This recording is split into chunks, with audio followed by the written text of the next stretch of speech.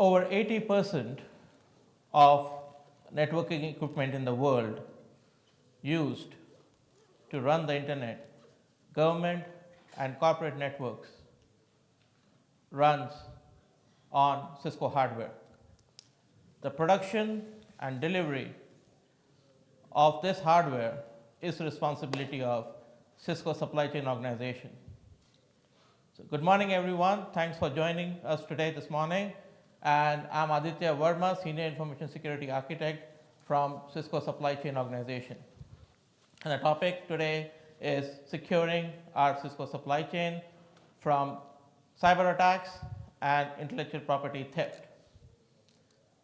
So let's look at the disclaimer slide. I'm sure everybody knows every single word on this slide by now. So this is the last day of the conference, so I'll skip that. So let's look at the big picture. What does Cisco supply chain look like? We are 3,000 plus strong workforce, over 143,000 components being sourced from 600 plus suppliers all over the world. We have shipped 1.5 million orders just in the last year and introduced 100 new products in our supply chain. We are a global enterprise with manufacturing spread all over the world, with our returns and supply depots all over the world as well. So, what does our threat landscape look like? And this is not just true for us, but the industry as a whole. Here's a report from Cisco Talos. In the last quarter of 2023, the top 3 industries attacked the most were manufacturing, healthcare, and education. The top attack vector was ransomware. Clearly, data is in the core of ransomware.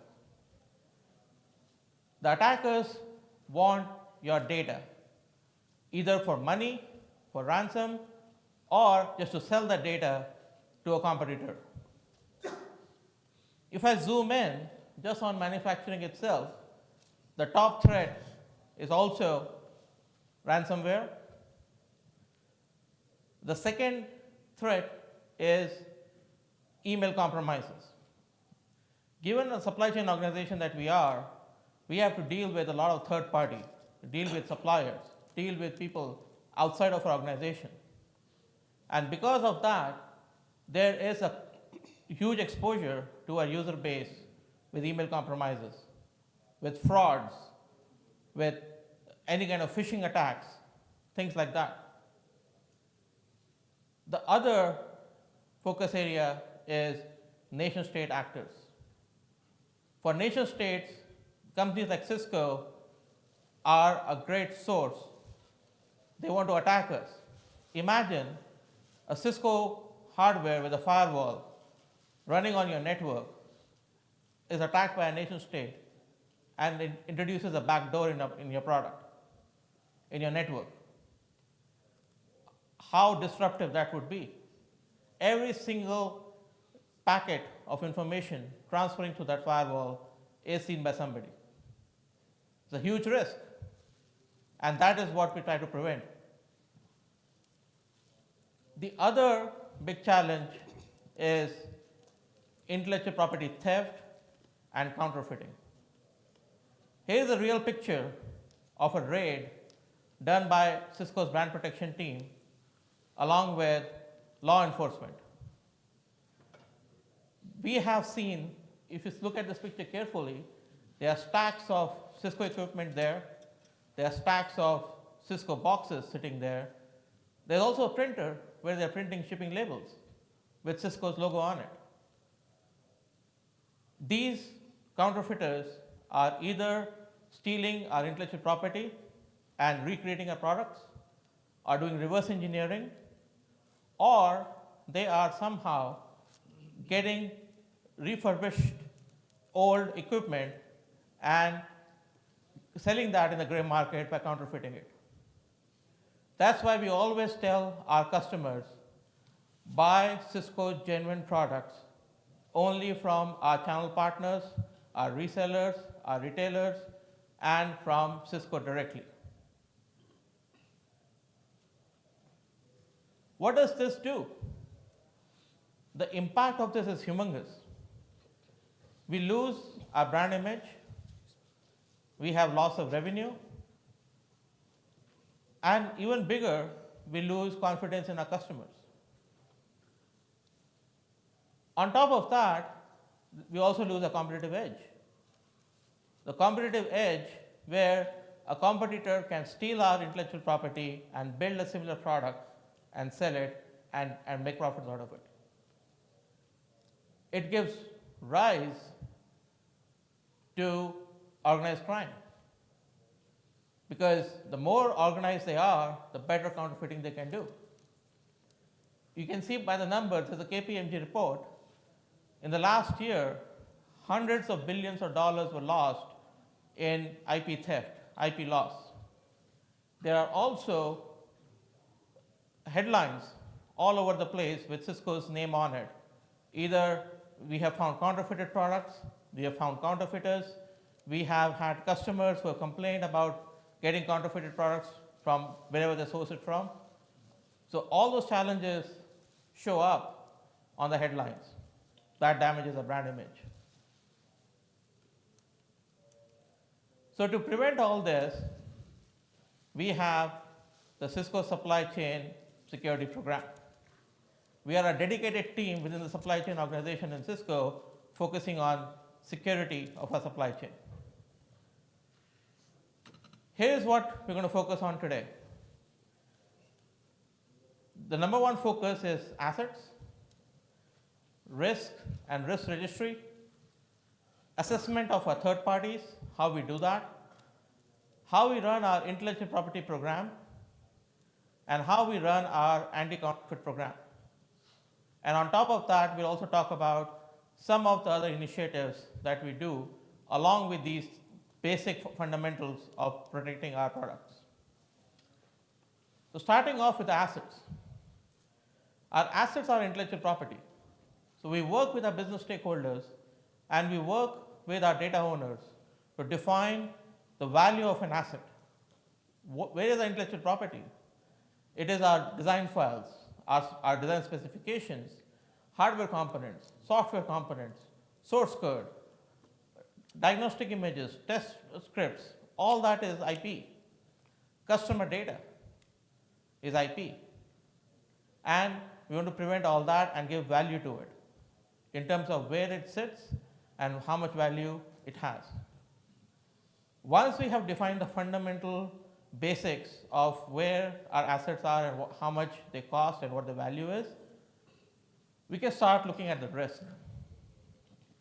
So then we do what we call as a risk assessment, risk scenario, and maintaining a risk registry. In risk, there are a lot of approaches you can take. There are a lot of different kind of risk assessment tools available that you can use to run risk assessments. We went with a very simple approach.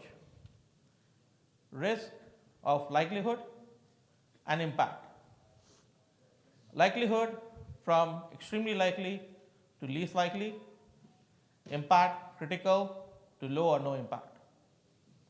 And then on top of that, what you can see, we created a risk rubric here. And the risk rubric has a value assigned to where we place the likelihood and impact. And for every single item, every single layer of likelihood and impact, we have defined where does that risk sit. Now, we take different scenarios. Here's an example of a risk scenario, and this is not a real scenario in Cisco, but just to give you a reference point. Cybersecurity risk. So we are taking into account what mitigation controls we have in place. If we have enough mitigation controls or if we have enough security controls placed in, then our likelihood of that scenario happening is very low. and impacts can also be low. But in a situation, if they do compromise, say, machine accounts, critical accounts, things like that, the impact would be huge. So that's the reason the score on that one is score of 8. That is likelihood multiplied by impact. Same thing for IP protection. Do we have IP protection strategy? Do we have enough controls to protect our IP? And where do we sit with the likelihood and impact of that IP? And that's how we define that. And we take all these things, different risk scenarios, and build our risk registry based on that. So once we have defined our asset value, our risk value, we take all of these into account along with industry standards like NIST, ISO, our own corporate policies, our security policies, code of business conduct, risk registry that we just talked about, new findings. If we have seen any recent attacks, recent incidents, not just within our organization, but also with our partners or just in general in the industry, we're looking at those new findings. And then we look at the new security technologies, anything that's evolving. What is out there? What is the latest and greatest security control that we can implement to make ourselves even more secure and mature from a security perspective? So we take this big umbrella of all these things together into consideration and build what we call as our master security specification. Our master security specification is the holy grail of what we define as different security domains and controls that we use to assess our third-party suppliers and partners. So we go after that and we go and do audits and go and look at what their security maturity model is, how secure they are. And based on that, we rank our suppliers on their security maturity levels. It does 3 things. Number 1, it gives us a score of how mature they are.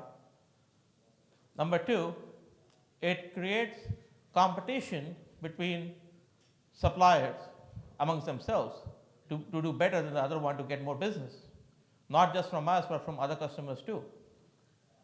And number 3, it gives our business an insight in terms of who they are dealing with and giving new contracts and businesses to those suppliers, how secure they are. And based on that, they can make a decision to expand the contract or not. So we review this on an annual basis, making sure that our controls are not stale, they're updated, and they have latest and greatest information available in there. Now let's jump into our intellectual property program. This is a 9-step process. This is the blueprint of what we would offer it to a technical team. And we share this both internally and externally to our partners and suppliers too.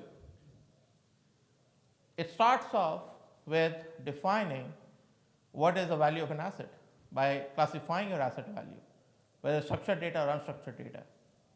Once the data starts flowing through different systems, we're making sure encryption is in place, both in motion and at rest.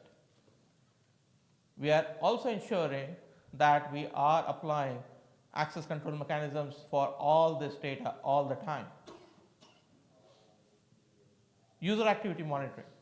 That's something we do very seriously. We look at what users are doing in our systems, what kind of risk are they introducing into the system, and what behavior are they introducing. If there are any anomalies, we will report that immediately. Trusted devices, data loss prevention tools, we use all of those to make sure when data is accessed is secured on the trusted device wherever the data is accessed from. Step 8 and 9 is focused more on business continuity, backups and restore. People do a lot of backup, but we have seen with our experience, a lot of organizations don't practice restore. And that's a big risk. In case of a real disaster, if you don't restore on a periodic basis, You don't know if your backup is good enough. Destruction of data. We have a term called rot. Redundant, obsolete, and trivial data. Anything that's old, anything that's no longer relevant to your organization, destroy it. Don't let it out there because of the risk of exposure of the data. So we get rid of rot all the time. So here's a summary slide that we would share to an executive of not within our organization, but also our supplier organizations too. Their execs love this slide because it's very simple to understand. It's a 7-step process that they should do for IP protection. Number 1 is deploy a DLP strategy. I'm using the word strategy, not a tool. So people, process, and technology combined. So don't just focus on getting a DLP tool, but also focus on people and processes. Identify and classify your data. Very important, and we talked about that in the assets, why it is important. Implement access controls. Use encryption across the board, in motion and at rest. Regularly back up and restore data. Train your employees, specifically on handling data, customer data, IP data. We don't do that enough in this industry. And also conduct regular security audits, both internally and for your third-party suppliers too, because our suppliers will also have suppliers. So that's in a nutshell how we do an IP protection program within our organization, and we suggest the same strategy for our suppliers. Now let's look at our anti-counterfeit program. Our anti-counterfeit program goes across our value chain, from design to end of life of the product. So in our anti-counterfeit program, what are the key 3 threats that we are focusing on? We are focusing on espionage from nation states, counterfeiting of our products, and then we are focusing on misuse of intellectual property. So we talked about that picture that I showed you before, how IP can be stolen to counterfeit our products, and misuse of our IP can happen. And we apply this control across physical, technical, and logical layers, across all 3 layers. So what does this mean? So here is a technical detail on how our products function. Every single product that leaves our factory has an immutable trust anchor as step number 1. It's a chip embedded into the product with a firmware on it to check whether the firmware on the BIOS is genuine or not. So the immutable chip boots up first, it checks the BIOS, then BIOS checks the operating system. Is the operating system genuine Cisco operating system or not? So we check all the 3 areas, and then the device is booted up. If you just do a software check alone, it is susceptible to rootkit attacks because you can change that in the BIOS. But if you do a hardware-based approach, it is more secure, because if it's been counterfeited, if it is modified, it's visible. You can see it. You can open the chassis and you can see the counterfeiting being done on your product. A software is hard to detect whether it's genuine or not. To make it even secure, we are using Cisco TAM modules, which are the trust anchor modules from Cisco. There is a industry chip available, it's called TPM, the Trusted Platform Modules. That's in all the servers and PCs in general. The main difference between a TPM and Cisco's TAM is how you are storing credentials. In a TPM, the credentials are stored by the user. The user will log in, sign in, and create their account and then put in the certificate in there. In a TAM module, the certificate is ingested into the chip during manufacturing process. We are putting a Cisco signed certificate and a Cisco signed firmware baked into the chip, and we call it a SUDI certificate. So when the chip is married to the PCB board and we're putting the chip on the board, that's the time the manufacturer makes a call back home to Cisco and says, hey, give me a SUDI for this serial number, this board, and this chip. And we create a certificate for that and ship it over the wire, and it is embedded into the chip. There's no human intervention required. It's all automated process, and that makes our product secure. So when this has been done, this process is done,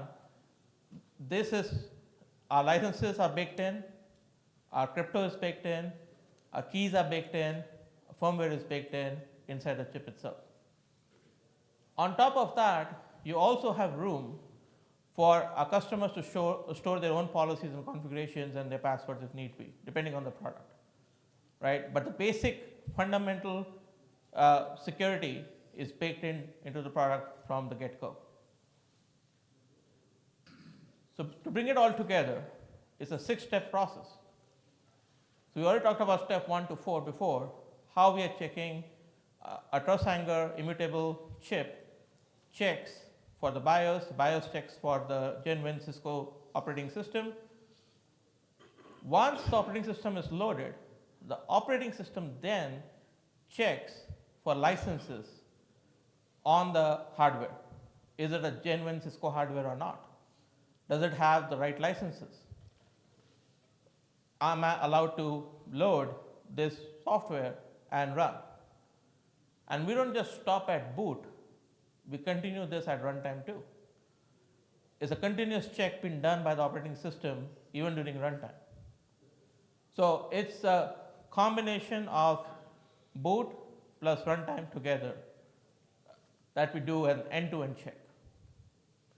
And this helps to keep our product secure and genuine and gives our customers confidence that everything that they're running, the licenses, the software, the hardware, everything is genuine.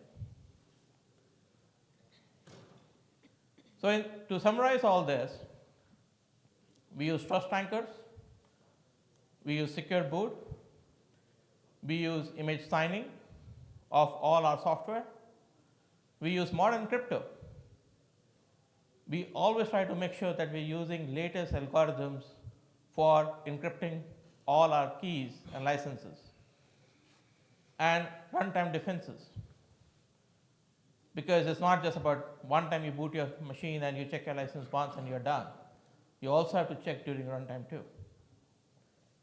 So this is in a nutshell that a Cisco product gives you if it's a genuine product. On top of all this, here are some of the activities that we also do. Number 1, tabletop exercises. We have observed that when you build a security process or a policy, and when you run that through a scenario, sometimes you'll find gaps, no matter how good that process is. You can only find that out when you do tabletop exercises. So we involve our suppliers and partners too, and create a what-if scenario. It could be a what-if for data loss, what-if for ransomware, what-if for this. And then we run through the scenario and see, do we have enough processes in place to defend ourselves, to react quickly, right? That's what these tabletop exercises do for us. Number 2, security town halls. We are continuously updating our user community on latest security programs that we are running, that we are looking at new technologies, new capabilities, new controls, new policies, everything related to security. We do a monthly town hall. People will just come in and listen what we are doing. This just creates awareness in the community. Phishing campaigns. Being a supply chain organization, we are exposed to a lot of phishing, a lot of compromised email. because we are talking to a lot of third party in general. There's a lot of email communication back and forth. So we have to train our user community on an ongoing basis, create that muscle memory for them on an ongoing basis to make sure they understand what a fish looks like, how to spot a fish, and how to react to it, how to report a fish, right? Employee security trainings is a double-edged sword, as I would call it. Too much training leads to training fatigue. So you have to focus on what is important, what is relevant to your user. Don't just overtrain users. So we are doing very targeted training only when need be, and only very specific areas where they need training. Not a very generic training and people are like, there's one more training I got to do, right? Supply chain partner summits. We do an ongoing annual partner summits with our suppliers. We bring in their security teams, their CISOs into a room together like this and have a two-way communication, a dialogue of what challenges they are facing, what challenges we are facing, how can they improve their ecosystem, how can we improve our ecosystem. So it is a very healthy discussion. It helps them, it helps us, and it helps our business in general. And it also helps their customers too. So that's a very fruitful activity that we have seen over the years that we have done, has been very helpful for our suppliers. On the horizon, there are a few things that we need to be looking out for and few things that keep me up at night. The first one is artificial intelligence. I think we have heard enough of that in this conference. I'm here not to talk about what AI can do and how disruptive AI can be. I'm rather looking at AI, how AI can be helpful for me, for the work we do in terms of creating a better IP protection program, creating a better anti-counterfeit program.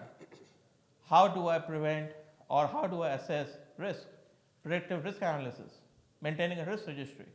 Can I use AI for all that? So that's the evolution we are looking at. That's the thing that we are focusing on of late, is how AI can help benefit our security program in general.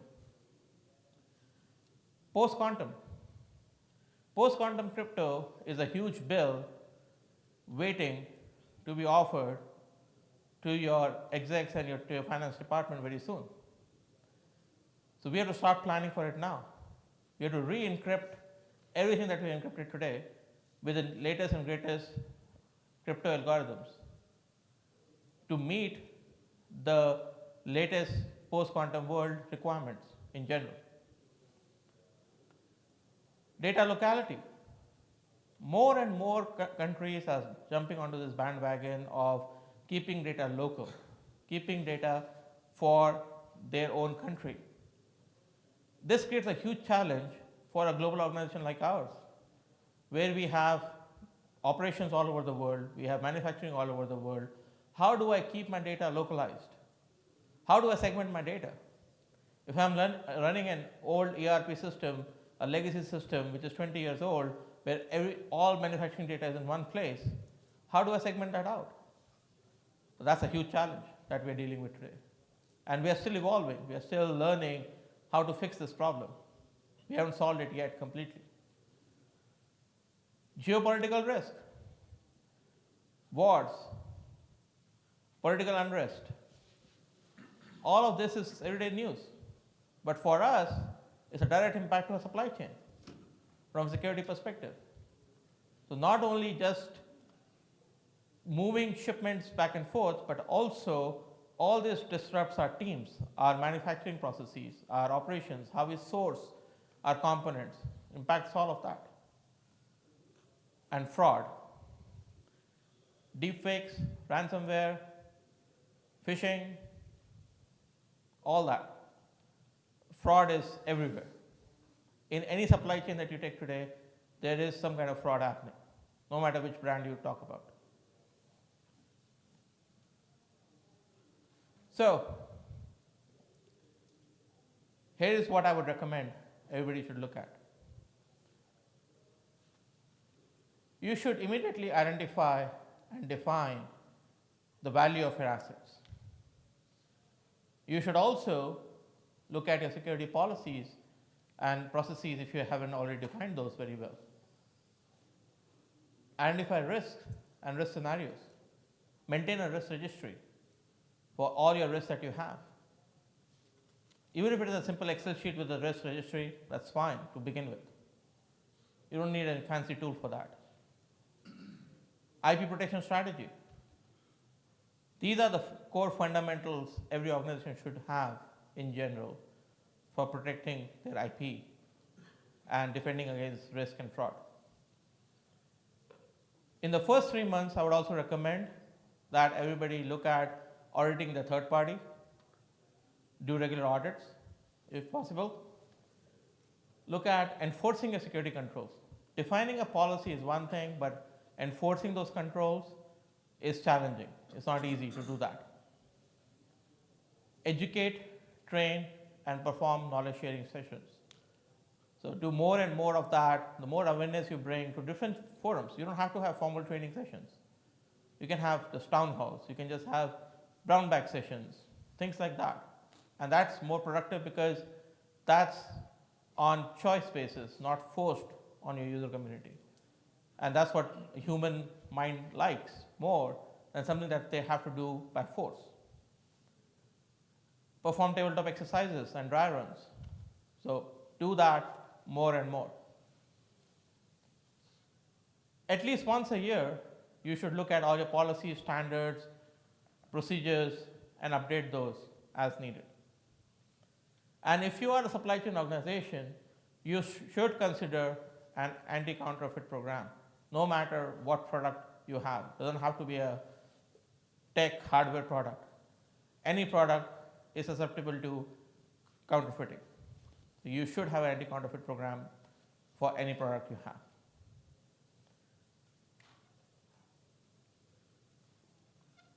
So that's all we do to secure our Cisco's supply chain and our products. I'll open it up for some questions.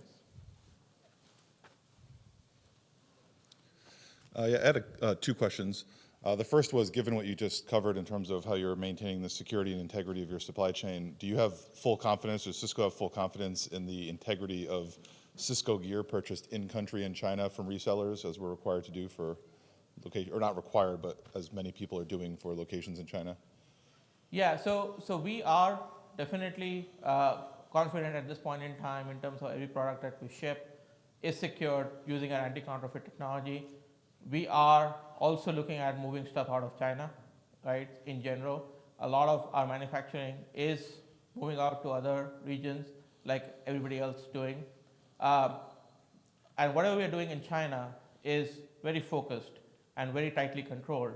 And we do a lot of audits, and we do a regular audit, like every site, every factory is audited on a regular basis to make sure they are meeting all our compliance standard requirements. That's actually great information. I wasn't even thinking about the manufacturing of the devices. I was thinking more, excuse me, if we have to buy an ASA or something, that sometimes we're required by whatever region to buy it in China from a reseller, which makes you wonder, why can't I just buy it in the United States? What's different about the one I buy there? But it sounds like you're also confident in the integrity of that device from manufacturer to delivery. Yes, absolutely. Okay. So if it's coming from our partners and resellers and our channel partners, absolutely, it is secure. All right, thank you. I have another question, but I'll cede the floor so someone else can have a chance. Got two quick questions, but just one quick statement. We've caught a number of gray market pieces of equipment over the years. The warranty registration, that's usually when it pops up and you basically locate stuff coming from adversarial countries. My question is, in terms of, are you using automated optical inspection to create hardware bill of materials? So there are technologies out there where you can image the entire printed circuit board and basically have exactly what's on the piece of equipment, and that way you can determine if it's been altered. Yeah, so right now, the way it stands today is we have a lot of security labels that we are introducing on our products, including in the chassis, the boxes, everything that we ship. But at the same time, we are looking at SBOMs and HBOMs and combining that into XBOM, as I call it now, right? So we are looking at XBOMs too, to kind of make sure that we have latest and greatest technology available to map out which product is being shipped to who, and the chassis and the software and everything else into a single pane of glass, rather than kind of having different information in different places. So that's evolving as that technology is evolving too on that space. So far it has been security labels we have been deploying so far, and we are kind of evolving that from security labels to something better. Thanks, Aditya. That was very useful. One of the useful presentations at the conference. My question is more process related. Where we have troubles is making sure on the maturity scale, we are somewhere in the middle on the TPRM process. Again, a semiconductor company I work for. What's your asset, tracking, asset introductions? We have a challenge with that, with proliferation of cloud, where people can go and buy off cards purchased with their personal credit card, can siphon off data from there. We are working on DLP, but with the massive company and supply chain you have, I can imagine how quickly, thousands of assets will be introduced into the environment. So very quick insights on how do you partner with the procurement and other teams, and what do you do? Yeah, it's a great question. And so data proliferation is a problem because data is coming from all sources, is getting spread out everywhere else too. So what we try to do is classify our data, right? So every system that we have, the way we are storing our data, is classified to a certain level that you can only store this kind of data in this system. If it is restricted or highly confidential or customer data, we are classifying that data. And then we are asking those teams, whether it is procurement or finance or sales or manufacturing or engineering, to use those systems which are authorized for that level of data. Because we have tried to a level of going and assigning an asset value to every single document, every single file. It doesn't work, right? And it also, even if you try to do it at the database level, where you say, okay, this column or this row is kind of needs to be defined as classified, it doesn't work, right? Because when you aggregate data, the data can be more restrictive versus less restrictive. So those are challenges that we also face, but we are trying to take a broad stroke approach of classifying data by systems rather than going at a single asset values. Yeah. All right, my follow-up question, which actually is kind of related to that, was you had that the great explanation of what you're doing to protect intellectual property, and you had the 9-stage diagram of all the different components. I'm just curious, your intellectual property, I assume, and I think you mentioned, is design documents, proposals, it could be schematics, Visio, PDF, Word documents. You're not looking for a social security number, a bank number, or a bank account number. So I'm curious, how do you consistently and with high fidelity identify your sensitive data, whether it's the schematic under development or the finalized version, whether it's by the DLP system to make sure that that doesn't leave, or some other system to make sure it's encrypted, or to make sure that you know what data is on this system so I know how to classify the system. I'm just curious how you're tracking your data, given that it probably takes a lot of forms. Thank you. Absolutely. That's a great question again. So the way we do it is there are our design systems which are used by engineering, where they're doing the basic design. This is pre-production. They use different systems where they store schematics or other information, source code in that system. Once the product is ready to be sent for production, it comes into a supply chain organization, and we have different systems how we kind of share that information with our suppliers and partners. So that's a flow, in general, how data flows. Now for every single layer, there is data loss prevention tools that we are using. So we are looking at certain high value products where we are doing context and content based inspection on that data, right? So context is basically, if you're downloading it from a certain source, we know that this data, it may be an apple pie recipe that you uploaded into your GitHub repo, I don't care, right? For me, if it's coming from a GitHub repo that's owned by engineering, it is intellectual property, period, right? So I don't need to go and dig into every single document and say whether this is this or this is that, right? So that's the context base. That is hugely valuable to us at this point in time based on context. Now, in that, we do a fine-grained approach of doing content based for very severely highly protected items like our next generation products, things like that, right? We go and do content inspection, look for certain patterns, regular expressions, things like that, where we go and prevent leakage of that data, looking at those regular expressions. But that is only targeted, not for every single data. Because we had done that for every single data, the compute resources required on the endpoint or even on network or somewhere else is humongous and it's not scalable. So I hope I answered your question. I saw on one of your first slides that you have over 600 vendors, and kind of curious about if you know the access that they receive to your data and your systems, and how you keep track, and what goes into that process. Because I know there's been a lot of third-party breaches that have made a lot of headlines, so kind of curious about that. Absolutely. So we do multiple things, right? One is the master security specification I talked about. We kind of make sure that our suppliers meet those requirements, otherwise they're in a breach of contract with us, right? So our contract defines that they have to meet every single control in there. And they have to have a design focused within their organization designed to that master security specification.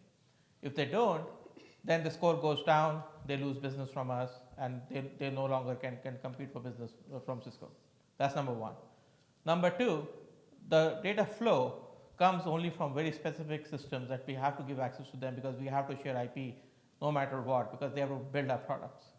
So we try to make sure is, one thing we've done in the last 2 or 3 years is layering of our data. In the past, engineering would design the entire product design into one single zip file and hand it over to all the suppliers. Now we are layering it out.